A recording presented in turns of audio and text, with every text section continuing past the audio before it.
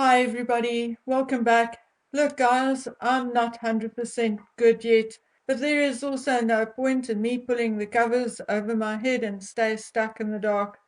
Being here with you takes my mind off, makes me feel less lonely and just makes me feel a little better. However, having said that, I have not had the time to chat to my sources online or do a lot of research because unfortunately I still need to lie down, and of course one day it's level 6 load shedding and the next day we have 10 drops of rain and then our town's electricity supply is down for half a day. Today I also spent half a day traveling to our neighboring town and back to see the specialist. But here I am. If all goes well or as planned, we'll be back and on a roll soon enough. And I do hope that happens sooner rather than later because I've collected so much stuff I want to show you, but there just has not been the time to put it into a coherent video series.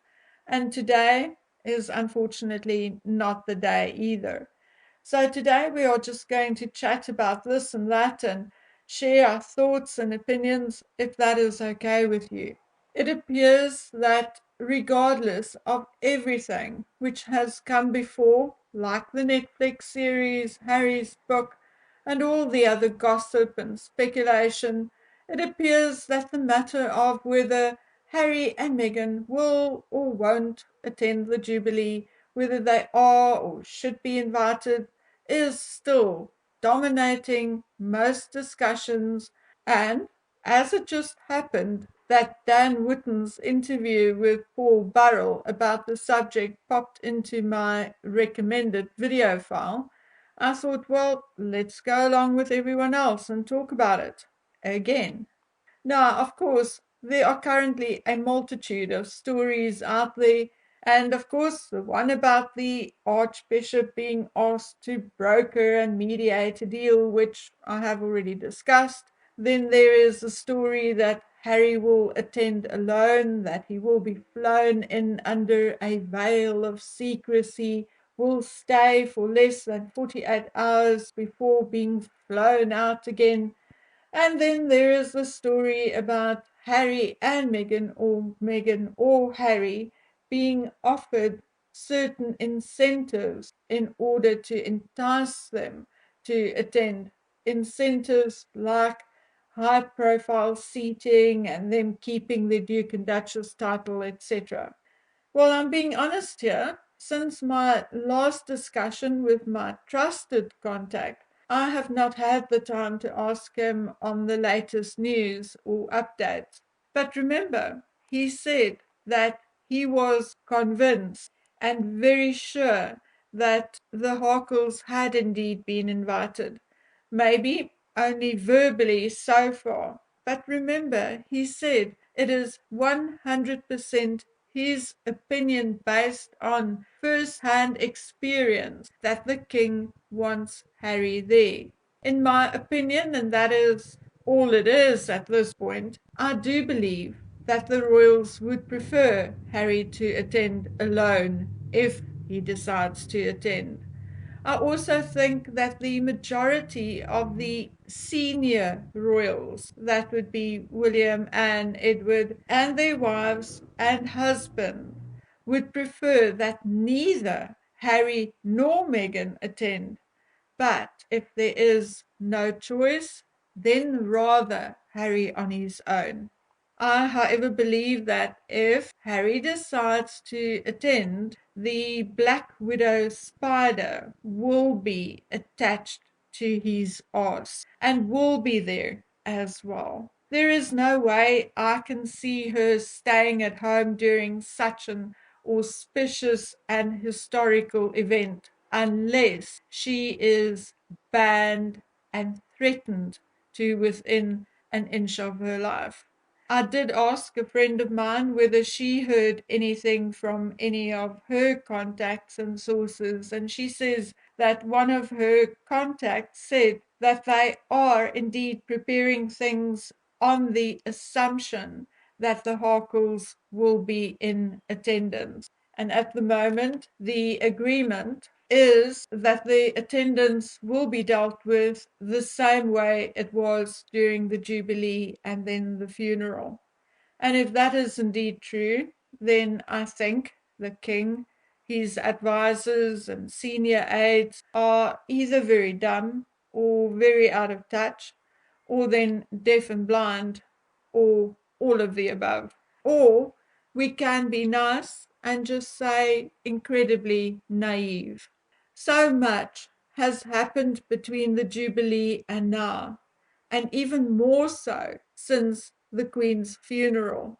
Yes, indeed, it was barely 3 months since the Queen's passing that Harry and Meghan released their Netflix horrormentary, and 4 months after her death that Harry's book was released on the unsuspecting masses.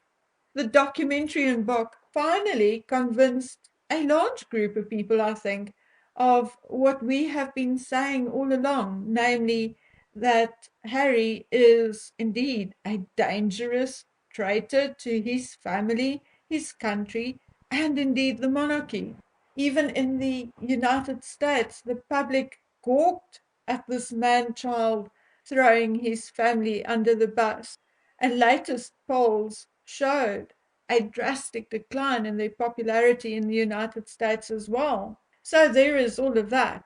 But most of the people across the world and have to pick our jaws up off the floor each and every time we hear that Harry will attend, that they will be bribed to attend, or whatever the daily spin is. Because I, for one, fully agree with Dan Wootton and Paul Burrell.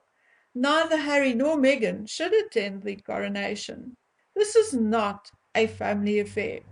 This is a state event paid for by the state for the public to celebrate and ring in a new era with the new king.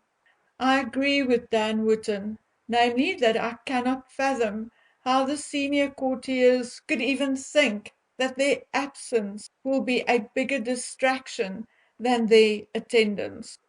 Where have those grey suits been these past 4 years? Were they blind to Harry's scowling, sulking face, Meghan sitting when she should stand, pushing in front of others, or a sweat stain, or whatever?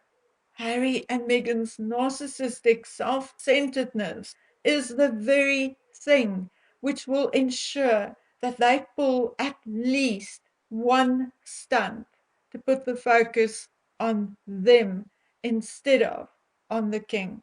Remember, Meghan does not care. She is capable of anything, arriving at the coronation drunk while Harry is high. She may even pretend to stumble and fall.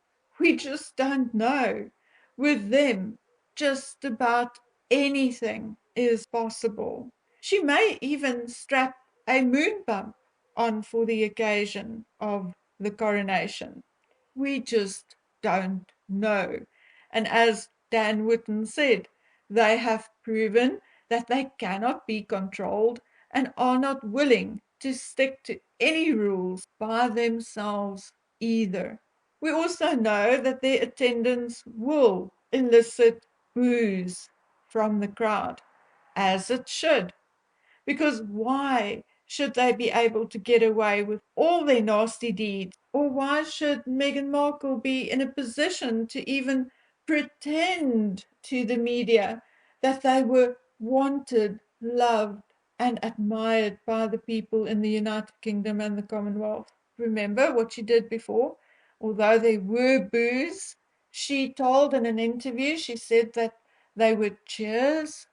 Well, this time round, if you guys want to boo them, do it properly, loudly, so that she cannot turn it around like that or even hide it.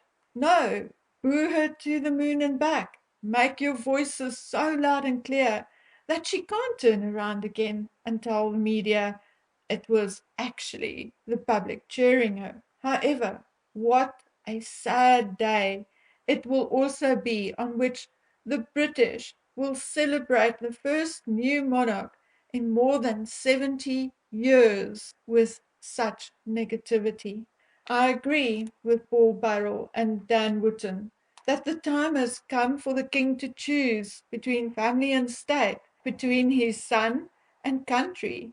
Yes, it is sad, but all this back and forth speculation is really damaging to the monarchy and the king's reign. Like Dan and Paul said, the Queen had to make these decisions more than once. For instance, when she had to tell her sister Margaret that she could not marry her first love, the Queen did what she had to do at the time, both as the monarch and as the head of the church. Now it is up to Charles to do the same. He has to draw the line under the saga. I also agree with Dan and Paul that this back and forth, this indecision, and these games to appease Harry must be terribly hurtful to William and Catherine. They are there, supporting the king, promoting the monarchy, yet no one, including the king himself, is actually stepping up to protect them from Harry and Meghan's vile rhetoric and narrative. And to make matters worse, William and Catherine are not exactly allowed to hit back or fight back either. How long will it be before William is forced into a corner or so stressed and overwrought that he says or does something he may later regret? How much is any human supposed to be able to accept before you crack or start to fight back? If Harry and Meghan, or Harry on his own, attend the coronation, I'll feel sorriest for William and Catherine. The king would have deserved it by allowing the grifter and his mate to attend, but William and Catherine certainly does not deserve any of this. I also agree with Lady C that the king and courtiers can use the increased security risk created by Harry's bragging about the 25 Taliban he killed as an excuse to disinvite or ban him. Or, like Dan and Paul said, explain to them they are no longer working royals, and therefore, sorry, there is no place for you in the front rows or at the official events. End of story. Anyway, guys, if I'm lucky enough to have a peaceful day tomorrow, I'll spend it catching up on DMs and email, which usually, as you know, often contain very useful nuggets of information. And if all goes according to plan, I'll be back with whatever is new or noteworthy. So until then, please take good care of yourselves. Bye.